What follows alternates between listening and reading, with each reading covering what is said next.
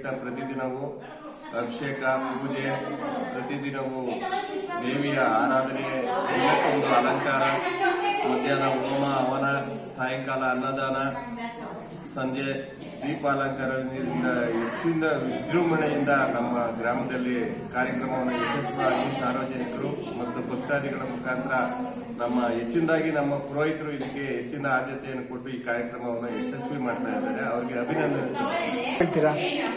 ಪ್ರತಿದಿನ ಶಕ್ತಿಗೆ ದೇವತೆ ಪ್ರತಿದಿನ ಒಂದೊಂದು ಅವತಾರ ಎತ್ತಿ ಅವರ ಶಕ್ತಿಯನ್ನು ಪಡೆದುಕೊಳ್ಳೋದಕ್ಕೆ ಅವಳು ಒಂದು ಅವತಾರಕ್ಕೆ ಒಂದು ಅಲಂಕಾರ, ದೇವಿ ಯಾವ ಅವತಾರದಲ್ಲಿ ಪ್ರತಿದಿನವೂ ಆ ಅವತಾರದಲ್ಲಿ ಕಾಣಬೇಕು ಅಂತ ನಮ್ಮ ಪುರೋಹಿತರು ಅಲಂಕಾರವನ್ನು ಅಲಂಕರಿಸಿ ಆ ಪೂಜೆಯನ್ನು ಹೆಚ್ಚಿನದಾಗಿ ಮಾಡ್ತಾರೆ.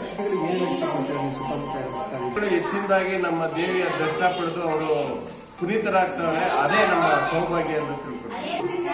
ಲಾಸ್ಟ್ ದಿನ ಹೋಮ ಹವನ, ಮಧ್ಯಾಹ್ನ ಅನ್ನದಾನ, ಸಾಯಂಕಾಲ ಬನ್ನಿ ಮಂಟಪ, ಬನ್ನಿ ಮರ ಕಡಿಯುವ ಕಾರ್ಯಕ್ರಮ ಇದೆ.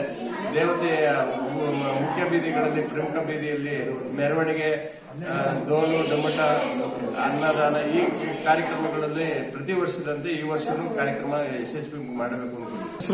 ನನ್ನ ಹೆಸರು ಪರಮೇಶ್ ಅಂತ, ಮಾಜಿ ಅಧ್ಯಕ್ಷರು, ಹಾಲಿ ಸದಸ್ಯರು.